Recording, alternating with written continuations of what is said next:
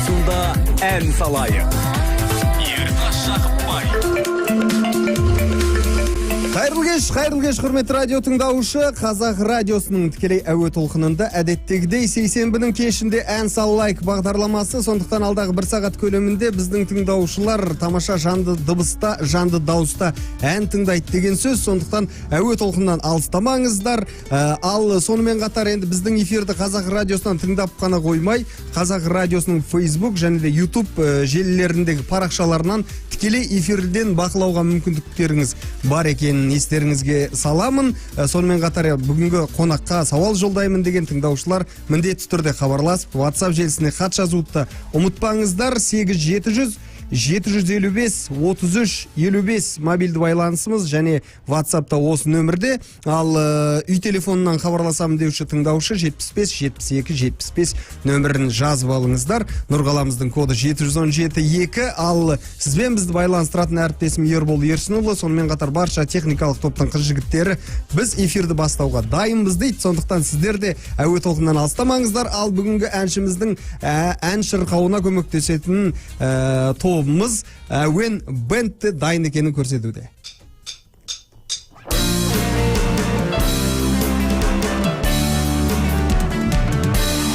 Бізде жанды дыбыс, жанды дауыс және де бізге келген әншілер де жанды дауыста ән шырқауға дайын келеді, кішігірім концертін ұсынады. Сондай тамаша өнерпаздың бірі бүгін біздің студиямызда әнші Асхат Әмірғали, тамаша әндердің орындаушысы. Асеке, қош келдіңіз студияға.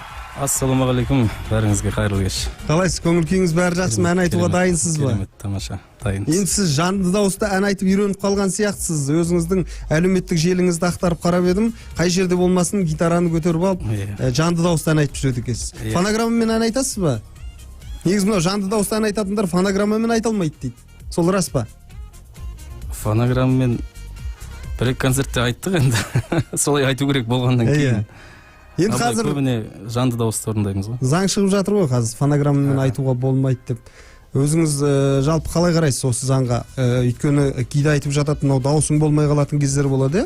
Әншіден темірден жаралмаған ғой. Ол кісілер де ауырады. Бірақ сондай кезде бір жауапты концерт немесе тойға бару керек болады. Сондай кезде фонограмма керісінше көмектеспей ме, әлде қалай? Білмеймін, әр кезде әр қалай ғой енді. Бірақ жанды дауыста болған жақсы ғой, жалпы. Жанды дауыстың қолдаушысыз және де жанды дауыста үнемі ән шырқайсыз.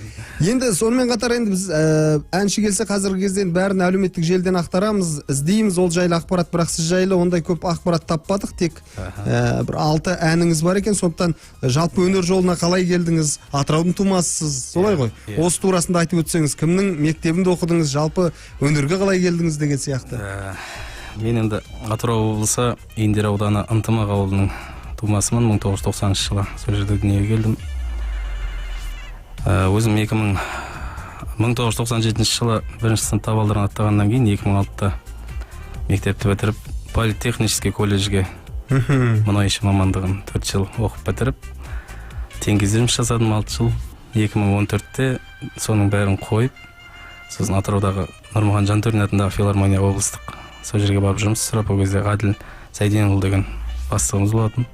Не себеп болды? Мұнайшылардың ақшасы аз ба екен, әлде қалай? Жоқ, мұнайшылардың ақшасы аз болған жоқ, бірақ өзім ән айтқан жақсы көрдім, кішкентай кезімнен ән айтатынмын. Сосын енді отырған жерімізде қай жерде болсын ән айтып отырамыз. Жаңағы теңгезде жүргенде де гитар домбыраны тастамаймыз, қолдарын жігіттер әкеліп қояды, өзім апармасам. Соған бәрі айтатын, мындай дауыспен сен неғып мына жақта. Паршиш, содан мен кетем. Әр уақытыға барған сайын әне кетем. Мен сол 2014-те тастап кеттім. Нақты бір себеп болған шығар 2014-те. Әлде өзіңіз таңертең тұрдыңыз да? 2013-тің желтоқсанның 30 күні уақытыдан келдім. Содан кейін еңбек демалысымыз бар. Соған келгеннен кейін ойландым енді. Сосын өзім шешім қабылдадым, мен бармай-ақ қойын. Филармонияда жұмыс сұрап көрдім бар уақайдан. Олар тыңдады, қабылдады. сөйтіп филармонияда жұмыс істедіңіз. Жақсы. Ендеше бұл шығармашылық жолыңызды ары қарай да қазір әннен кейін жалғастырайық. Бірінші, не үшін бұл жігітке Асхатқа бәрі мұнайшылықты тастап, сол бір қара алтынның ортасынан өнерге қарай, қиын жолға қарай жұмсады екен, соны білейік. Ол үшін әрине әнін тыңдау керек, өнерін көру керек. Сіздер де сондықтан дәл қазір Қазақ радиосының YouTube-тағы желісіне кіріңіздер, парақшасына, сол жерден бізді тікелей эфирден бақылаңыздар. Дәл қазір Асхат Әмірғали қандай ән шырқайды? Енді бойымызға гитарасын отқаннан кейін, өзім Атырау облысы Индер ауданы көмілғаннан кейін Табыл Досым ағамыздың әннен бастаған жақсы көріп отырмын. Ол кісінің әндері көп қой, бардық лирикалық болып бөлінеді. Соның ішіндегі қазақ жыр падишасы атанған Фариза апамыздың сөзіне жазылған. Кешіріңіздер, ол емес па, Өкпелемеші деген әнді. Өкпелемеші. Табыл ағамыздың өзінің әні. Тамаша. Өкпелемеші. Кейін орындап беремін. Иә, Табылды Досымовтың тамаша әнін сөзіне жазылған Өкпелемеші деген әнді орындайды. Асхат Әмірғали дәл қазір орындайды.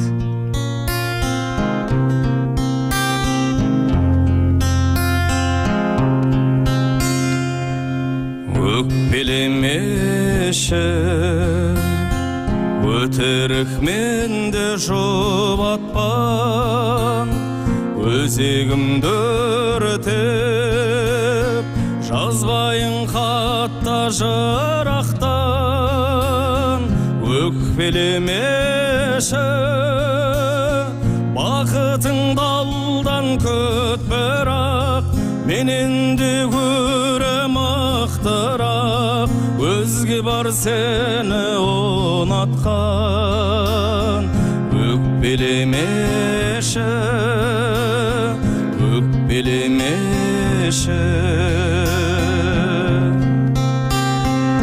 өкпелемеші,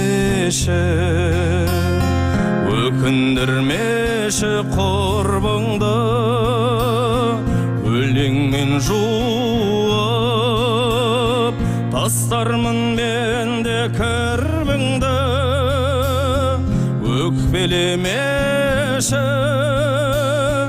өкпелемеші арманым, қалайша жігіт болғаным, өңгер алмасам бір мұңды. Өкпелемеші, өкпелемеші арманым, қалайша жігіт болғаным, өңгер алмасам бір мұңды. Өкпелемеші, өкпелемеші, өкпелемеші, өткенде қаздар төбеңнен өкінішіңді, өлшерсің жыр мен өлеңмен. Өкпелемеші, от болып жанған жүрегің, өмірден таппай біремін, өртенеріне сенем мен. Өкпелемеші, от болып жанған жүрегің, өмірден таппай біремін, өртенеріне сенем мен. Өкпелемеші, өкпелемеші, өкпелемеші, өкпелемеші.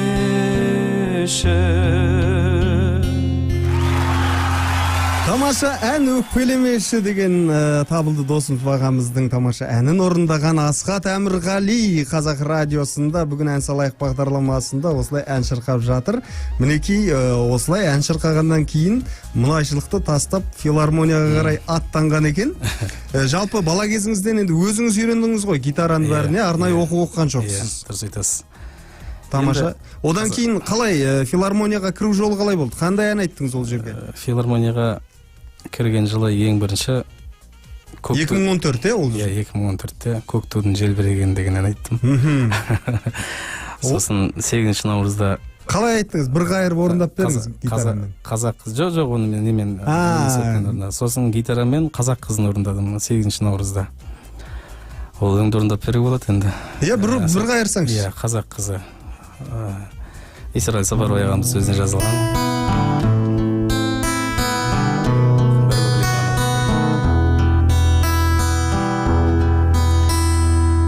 Мен қазақ қыздарына қайран қалам, жанары жаны жаздай жайраңдаған. Қыз өссе елдің көркі деген сөзді қапысыз қалай айтқан Байрам баба.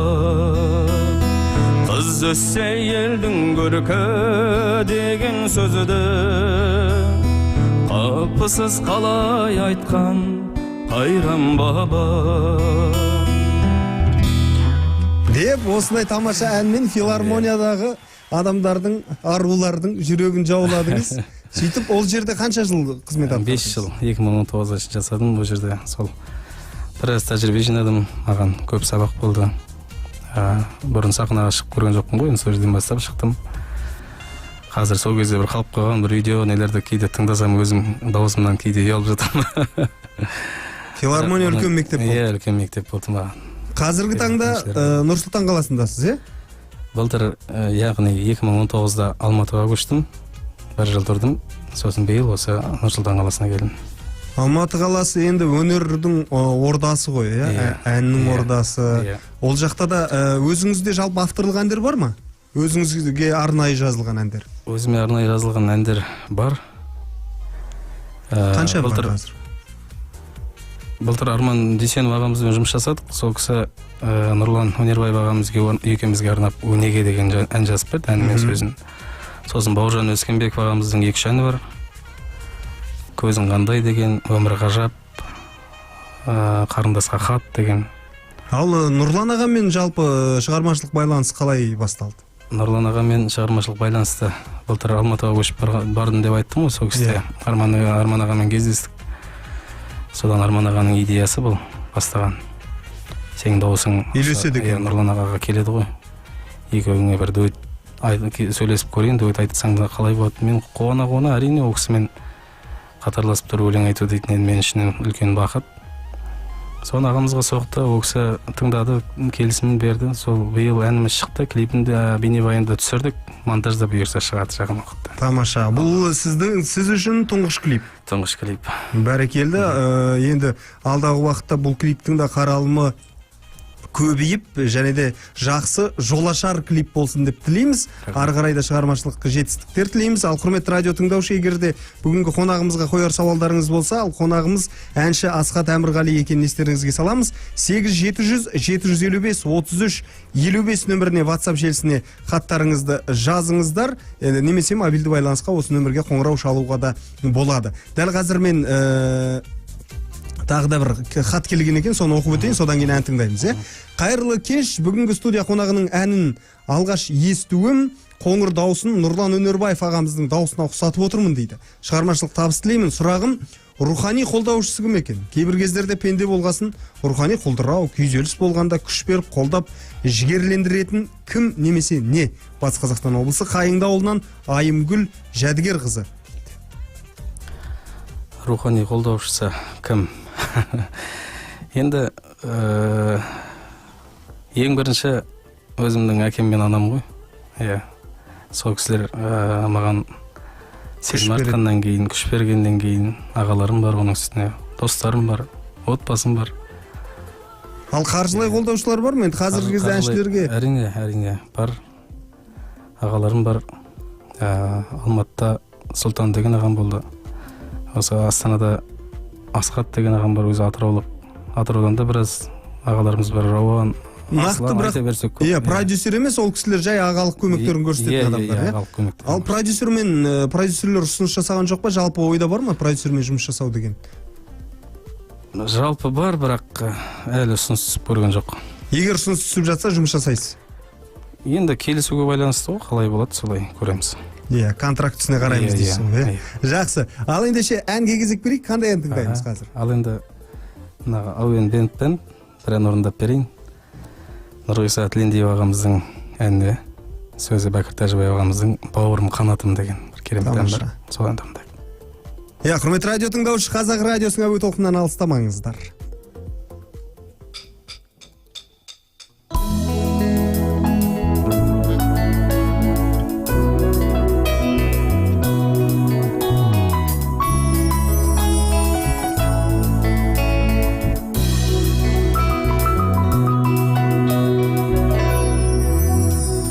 Бауырым таянышым, тірегімсің, бойыма қуат берер жыр әнімсің. Сен барда кең дүниеге сыймай жүрем, сен маған қанат болар түлегімсің. Сен барда неге күй боп төгілмеймін, сен барда неге гүл боп өрілмеймін. Бауырым қанатым, қанатым ау, сен іздеймін. Бауырым қуат берген қанатымсың, сен менің жарығымсың, жанатымсың. Тамырсыз гүл бәйтерек күш алар ма, қанатсыз құс биікке ұша алар ма? Сенімен бұл өмірім жаз болады, жанымның жайлауына саз қонады. Бауырым қанатым, қанатым ау, сен іздеймін.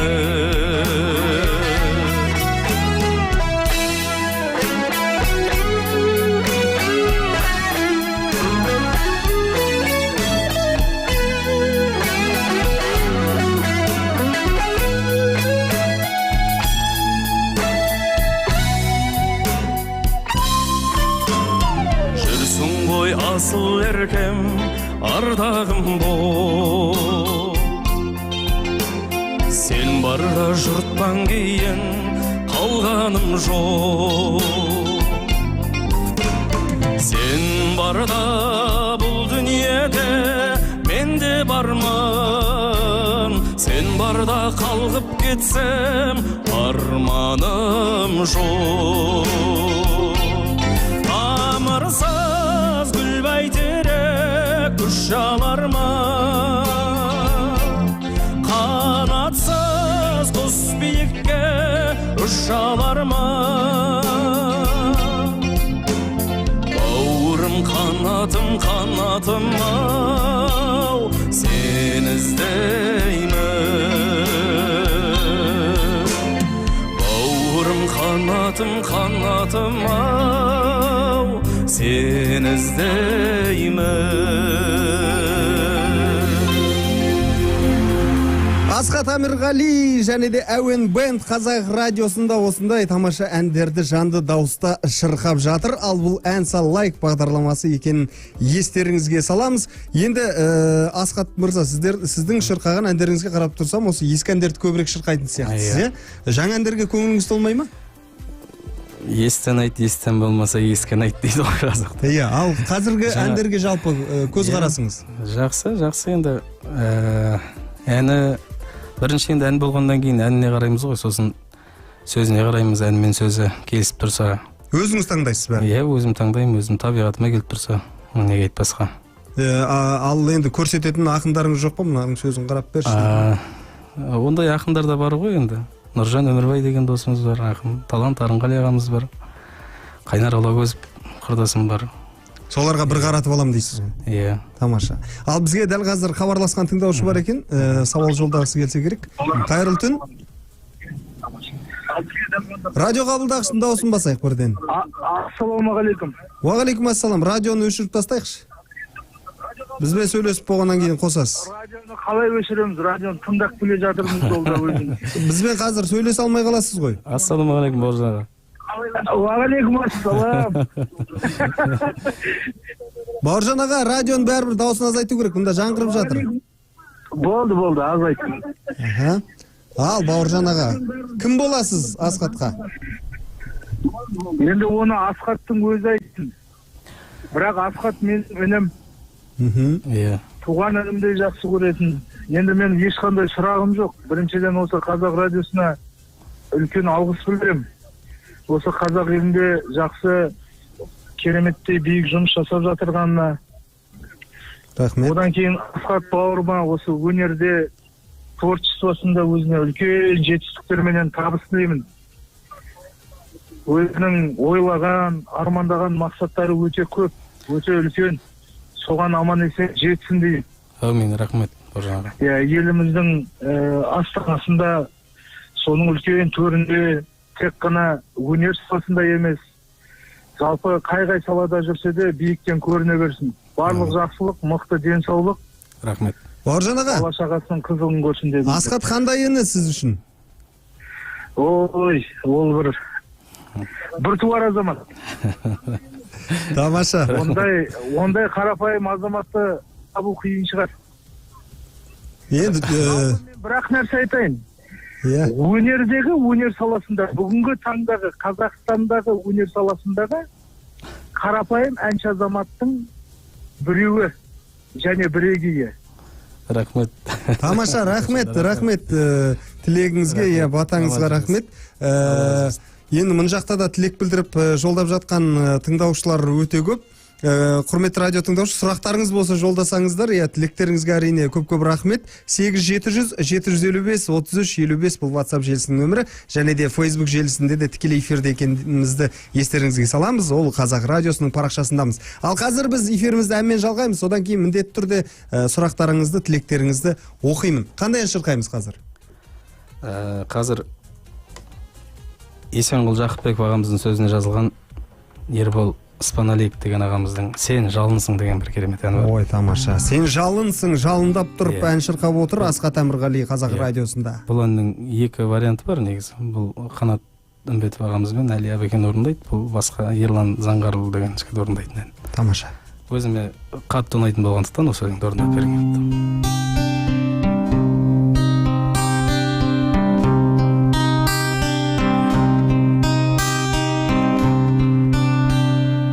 Сен жалынсың,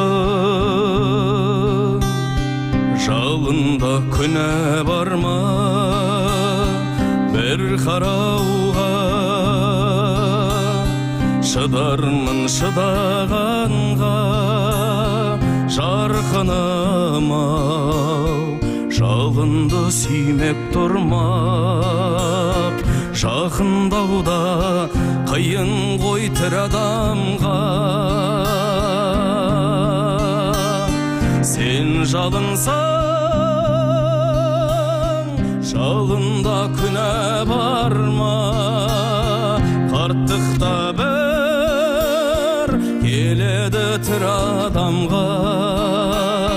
Жаутаң қарарсың сен де маған, жастығыңның жалауы құлағанда.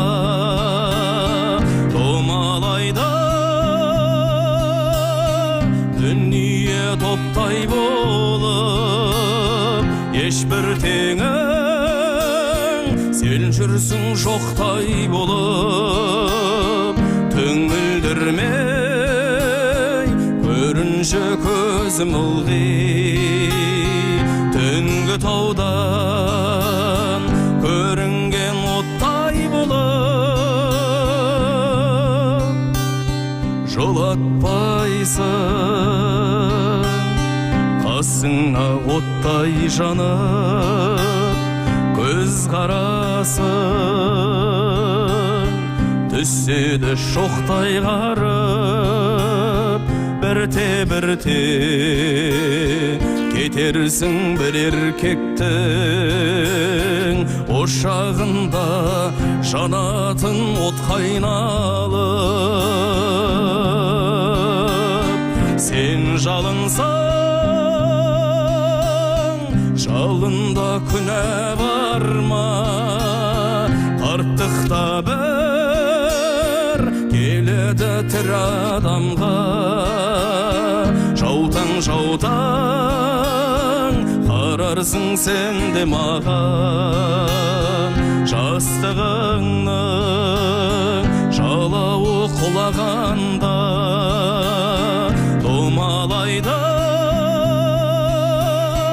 дүние доптай болып, ешбір теңің сен жүрсің жоқтай болып. Түңілдірмей көрінші көзім ылғи, түнгі таудан көрінген оттай болып.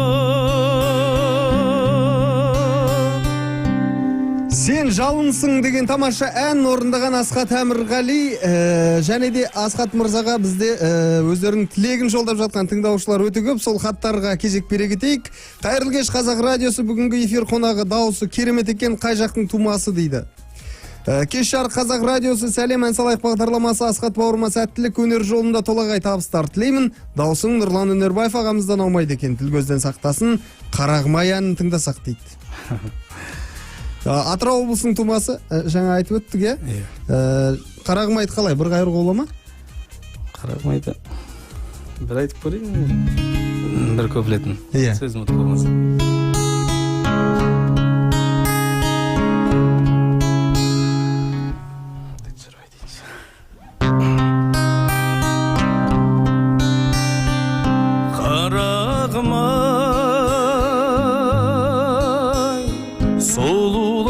Осындай болады екен,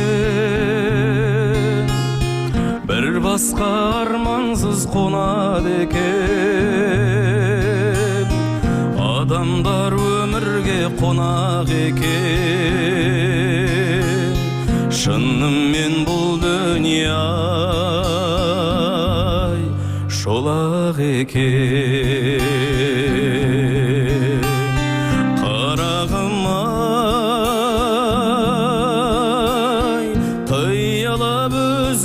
Қарадың ай, қараған қандай сұлу жанарың ай. Тамаша, бізде енді тыңдаушылар Нұрлан ағамызға даусыңызды ұқсатып жатыр ғой. Содан кейін осындай тамаша әндерді шырқап беруіңізді сұрап жатыр. Жақсы, бізге хабарласқан тыңдаушы бар екен, сол кісіні тыңдап алайық, содан кейін тілектерді ары қарай оқимыз. Қайырлы түн. Мен ба? Сіз эфирдесіз, амансыз ба? Ай жарығым, мен 80-нен асқан үлкен әжемін.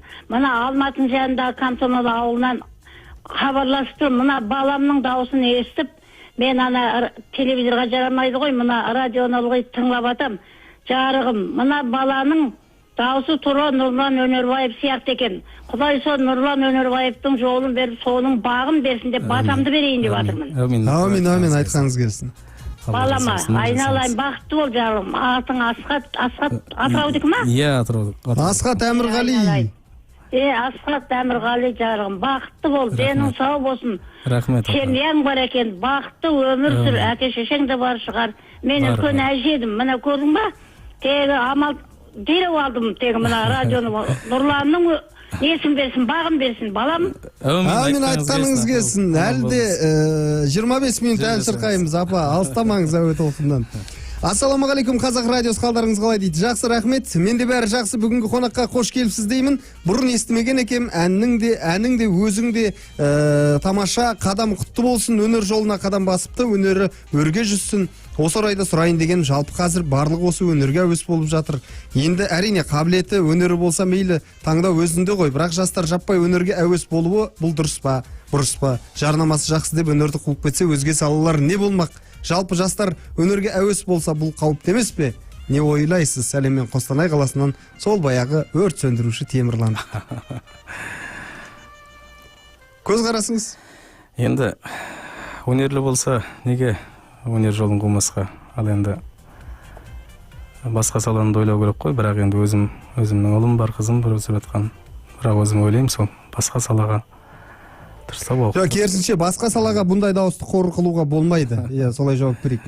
Ассалаумағалейкум қазақ елі. Бүгінгі кештің қонағы Асқат досыма, бауырыма толығай табыс тілеймін. Арман мақсатына жетуіне тілектеспін. Атыраудан Сәлимов Әсет дейді. Ой, құрдасым, рахмет тасыге. Өнер өрге жүзсін. Бүгін нағыз талант иесін таныстырдыңыздар. Тамаша, нағыз табиғи дауыс, дарын иесі деп осылай тілектерін айтып жатыр. Бауырыма шығармашылық табыстар тілеймін. Рұқсат болса Толағай табылды туралы әнін айтып берсе деп едім дейді. Құрметпен Ақтау қаласынан Нұркен. Жақсы, бұл тілектерді ары қарай жалғастырамыз. Енді кеп жатқан тілек өте көп. Біз әнге кезек берейік. Табылды ағамыздың бір әніне кезек береміз бе, қалай? Табылды ағамыздың жақсы. Сәйгүлікті айтсақ қалай? Сәйгүлікті оны соңында қорытындылап сол әнді жақсы жапсақ. Ал қазір қандай? Мен қазақпын деген ән. Мен қазақпын, тамаша. Асқат Әмірғали мен қазақпын деп ән шырқайды. Ал сіздер әуе толқынынан алыстамаңыздар. Facebook желісінен қараңыздар. Тікелей эфирден егерде Асқаттың түрін көремін десеңіздер, Қазақ радиосының Facebook желісіне кіріңіздер, лайктарыңызды басыңыздар, комментарий жазыңыздар.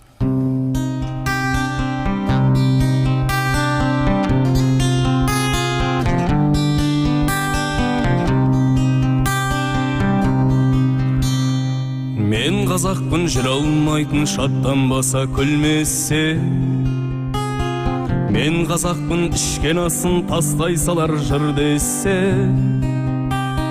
Мен қазақпын ашуланып талақ қылар тірлікті. Шайға бола бір кесе. Мен қазақпын ашуланып талқан қылар тірлікті. Шайға бола бір кесе. Мен бұл күнде құл емеспін, күң емеспін, азатпын. Енді азатпын басымыздан өткен талай тозақ күн. Мен қазақпын жалғыз атын сыйғармайтын қонаққа. Ертесіне қиналмайтын қазақпын. Мен қазақпын жалғыз атын сыйғармайтын қонаққа. Ертесіне қиналмайтын қазақпын.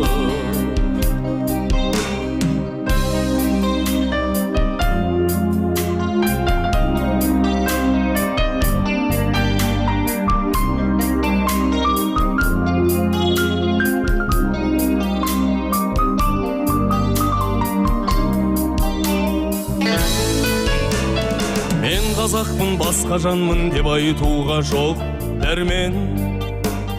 Мен қазақпын азапты да ғажапты да көп көрген. Мен қазақпын жүрегімде шырылдаған шындықты.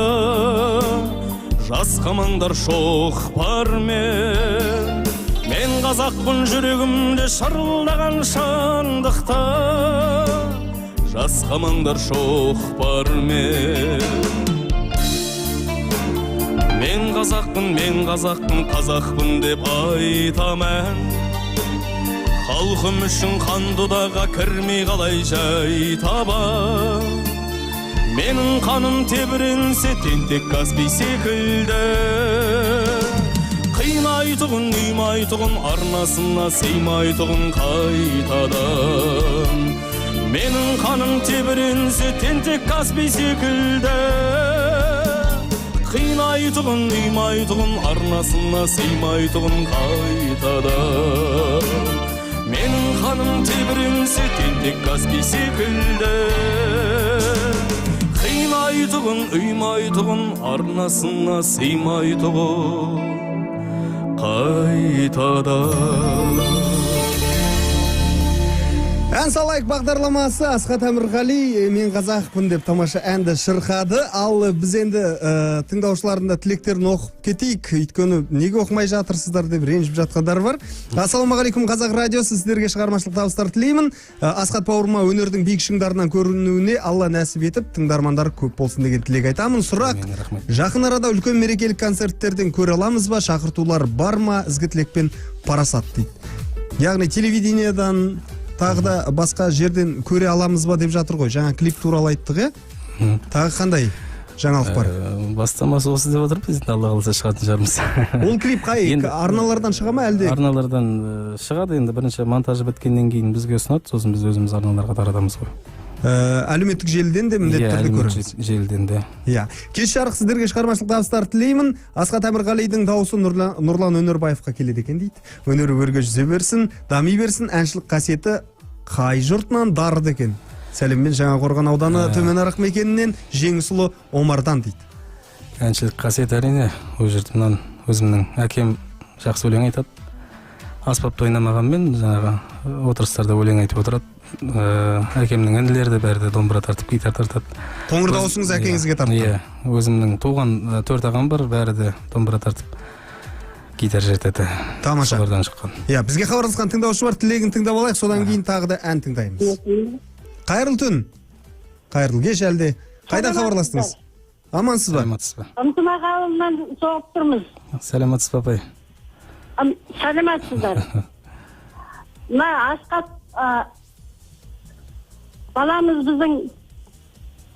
баламыздың өнері үстем болсын. Әмин. Бүткіл Индер ауданы, Атырау облысы қуанып отыр. Рахмет, апай. Өркен өссін. Рахмет, апай. Бүткіл танытырсың ба? Танытырмын ғой, апай, сіздің танымағанда. Ал мені осының Асхаттың мұғалімі боламын. Бастауыш класстағы. Тамаша. Әрі құда балам. Иә. Өнер үстем болсын, тіл көзден аман жүр. Рахмет. Асхат мектепте сабақты қалай оқыды, апай? Ойбай, керемет оқыт, ол 1-ші класстан өлең айтады. Сол ән айтқан үшін қойған жоқсыздар ма бағаны? Жоқ, ол 11-ге дейін өзі жақсы оққан бала. Тамаша. Керемет оқыды. Ол 1-ші класста келгенде әттең жүрегім жалғыз, бәріңе бірдей бөліп беререм деп келген. Ал үстем болсын айналайын. Тамаша. Бүткіл еліміз қуанып отыр. Рахмет. Иә, шіркін-ай, жерлестер-ай. Осылай сізге тілегін білдіріп жатыр. Сіздерге де рахмет осындай тамаша әншіні тәрбиелеп шығарғандарыңыз үшін. Ал ендеше қазір ән тыңдайық, содан кейін тілекті де басқасында айтамыз. Ән салайық бағдарламасының басты қасиеті ол әрине жанды дауыста ән сыйлайды тыңдаушыға. Қандай ән дәл қазір шырқалатын? Ал енді Серік Томанов ағамыздың сөзіне жазылған аузынан айдың түскен қыз дейді. Тамаша. Керемет ән орындайды.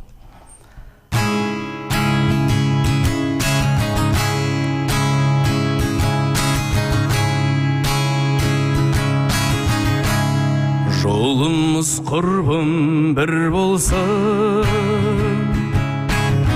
жақын боп кеттің досымда. Бұрын сен қайда жүргенсің, бұрымдыларға қосылмай.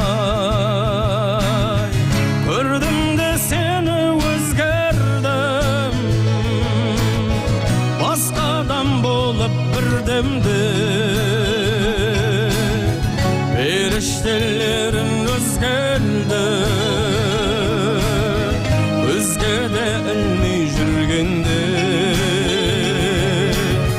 Періштелерін өзгердің, өзге де ілмей жүргенде.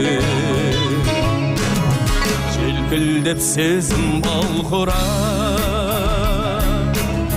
шаттықтан шаршап қуансып, аспаннан түскен салбырап, айдың сен қызы шығарсың. Көрмеппін жерден мұндай жан, көрімдік алса күн алсын. Құтқарып алған мұң ойдан, Құдіреттің өзі шығарсын, құтқарып алғанмын бойдан, құдіреттің өзі шығарсын.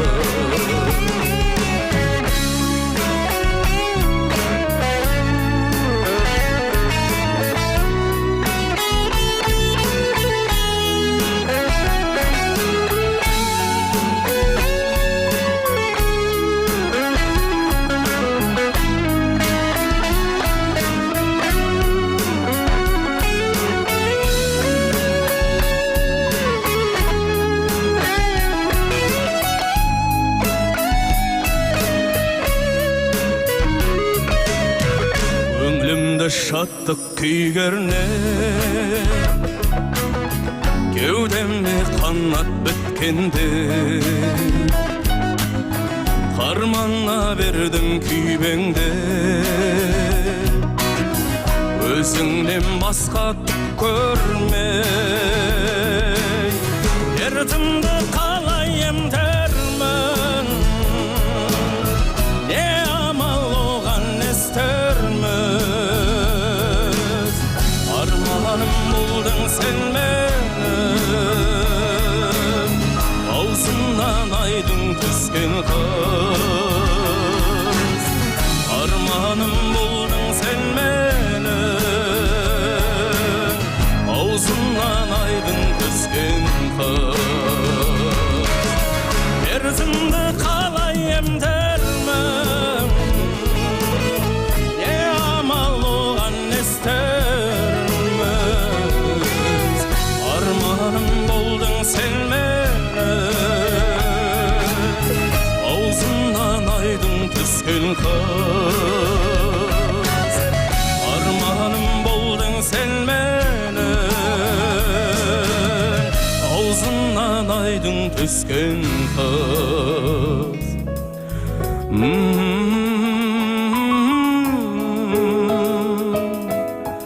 Ağzından aydın tüsken kız. Тамаша ән, тамаша орындау, жаңаша өңдеу орындаған Асхат Әмірғали сүйемелдеген әуен бенд. Әрине барша тыңдаушылардың денесі шымырлап кетті деген сенімдеміз. Осы күйінді қиып алып кез келген әлеуметтік желіге салып жіберсе тамаша хитке айналып кеткелі тұр. Бұл өңдеу жаңадан жасалды, иә? Солай ғой? Иә. Жалпы енді қазіргі жұмыс орныңыз туралы айтып өтсеңіз. Енді ауылдастарыңыздар жақта айтып отыр ғой. Асхат қазір Астанада жүр, ол жақта не істеп жатыр екен деп жаңалық білгісі келіп отыр ғой. Осындамын, осы қыркүйектің басында келдім, Нұрсұлтанға көшіп. Қазір ұлттық ұлан ән би ансамблінде қызмет атқарасыз. Сонда жұмысқа орналастым. Осылай әндерді сол жақта өңдеп жаңадан шығарып жатырсыз. Иә, жаңадан шығарып. Енді мына әннің өңдеуі бұрынғы өңдеулерден ерекше болды. Бұған дейін Мейрамбек ағамыз шығарды бір, иә? Бұрын ең бірінші Нұрмұқасан орындады. Біздің құлағымызға солай жетті. Одан кейін Мейрамбек Беспаев ағамыз орындады. Сосын біз кішкене стилін өзгертіп осылай. Бұл рокқа жақын, иә? Поп-рокқа жақын, иә, тамаша өңдеу. Енді алдағы уақытта бұны жаздырып, клипін түсіру ойда жоқ па?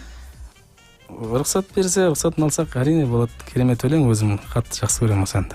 Тамаша, бізде енді алдағы уақытта күтеміз өзіңізден осындай ескі әндерді, жалпы осындай жаңаша бір өңдеуде тыңдасаң, жаңаша бір шабыттанарың сөзсіз. Сондықтан тек қана өзіңізге жақсылықтар тілейміз. Ал бізге тілек жолдап жатқан тыңдаушылар да көп. Ол кісілердің де тілегін оқиық. Қазір хабарласқан тыңдаушымен тілдесіп алайық. Қайырлы түн. Мен бе? Иә, сіз тікелей эфирдесіз. Алло. Ассаламалейкум, қазақ елі. Уағалейкум ассалам. Хабар жүргізушілер.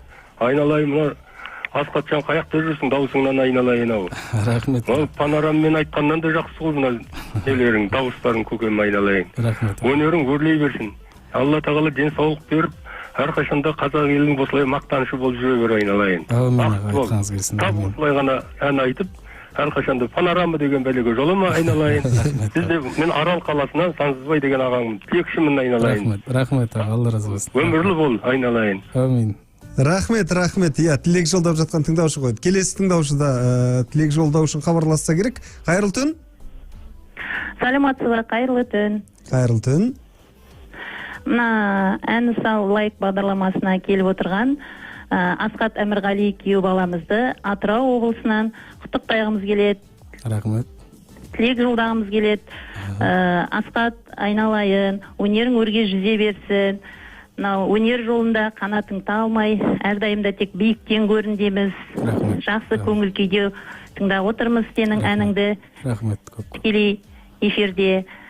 Тек енді жаңа айтылып жатырған тілектер қабыл болып, мына Нұрлан Өнербаев ағамыздың жанында бірге ән айтуыңа тілектеспіз. Рахмет көп. Өнерің өрлей берсін Атырау қаласынан. Рахмет көп. Тамаша, бүгін енді батыстықтар көп хат жазып жатыр. Енді баршаңыздың тілектеріңізді онсыз да білеміз ғой. Мында сұрақ, сауал жолдаған тыңдаушылардың ғана хатын оқиық.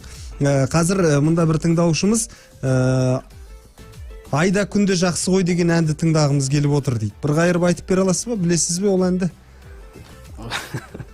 Уақытымыз бар ғой. Bir қайыруға болады. Бір куплетін ғана айтып берейін. Бұл көп бұтол өңдерінде маған. Тамаша, осы ғой біздің тыңдаушылардың да жаңа сұраған әніңді шырқап беретін әншілер жақсы көреді жалпы.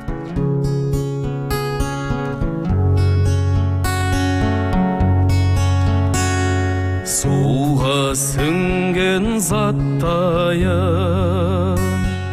тұңғиыққа батпайын, сүйген адам әрдайым, түсінеді жат жайын.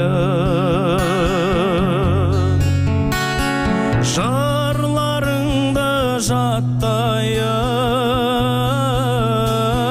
ал сырыңды сақтайын, жаным сені сүйемін, оған куә аққайын.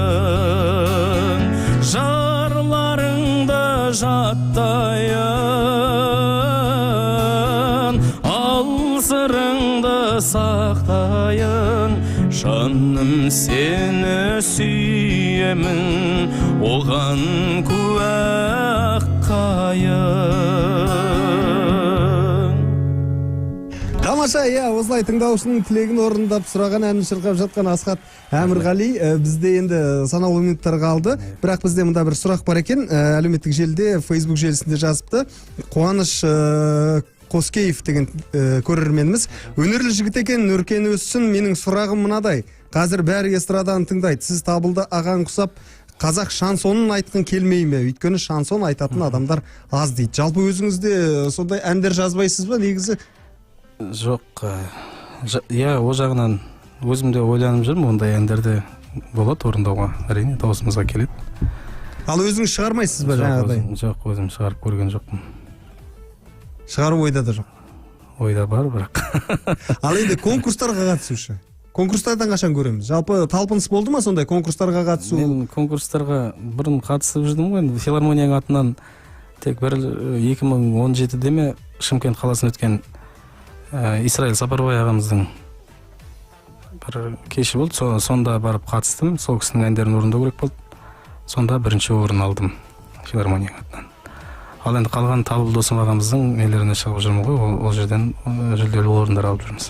Енді бізді тыңдап отырған жаңағы телевидениеде жүрген продюсерлер болса көз салыңыздар. Міне тамаша әнші, тамаша дауыс иесі, түрлі жаңағы теледидарда болатын конкурстарға шақырсаңыздар, еш қиналмай емін еркін сұраған әніңізді шырқап беретін әнші бүгін Қазақ радиосында ән салайық бағдарламасында тыңдаушы сұраған қалаған әнін шырқап берді, және де қазір де біздің эфирді тамаша әнмен аяқтайды. Асқат мырза, өзіңізге тек қана таи беріңіз, бастысы көңіліңізден шығатын есті әндер көбейе берсін, және де клиптеріңіздің де көбейіп, осы хит орындаушылардың қатарынан табылуыңызға тілектеспіз, және де сондай хит әндеріңіз көбейген кезде тағы да ән салайықтың студиясында өзіңізді күтеміз. Рахмет.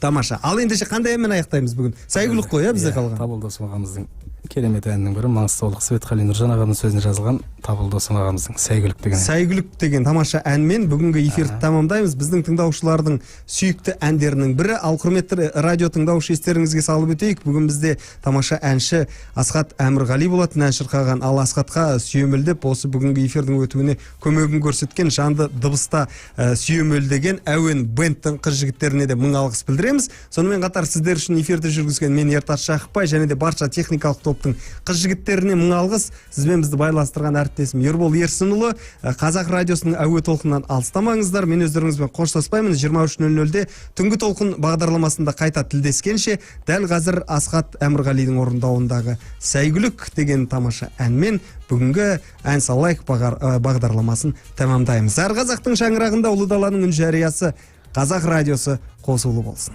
Рахмет.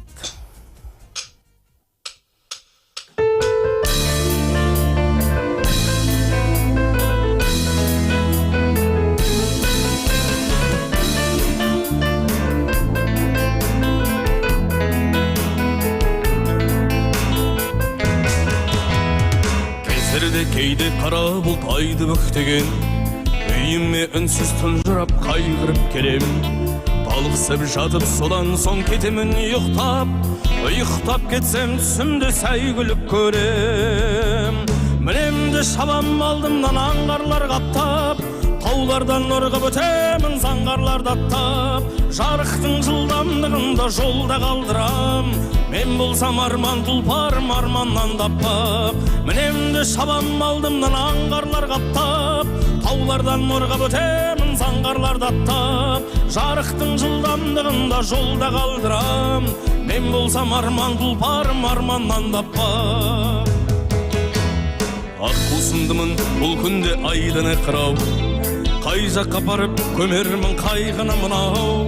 Өңіме қарай бір кезек шаппайсың неге, түсімде көріп жүретін Сәйгүлігім-ау.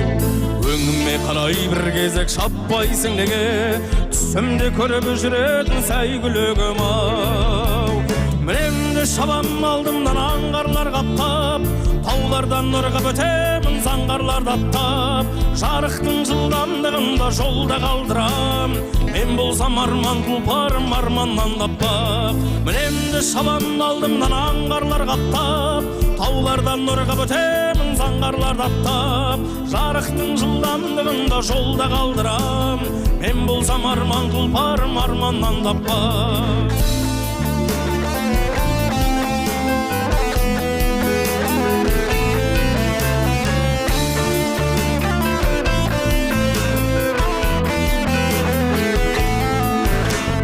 Мінемді шабам алдымнан аңғарлар қаптап, таулардан ұрғып өтемін заңғарларды аттап. Жарықтың жылдамдығында жолда қалдырам, мен болсам арман тұлпарым арманнан таппап.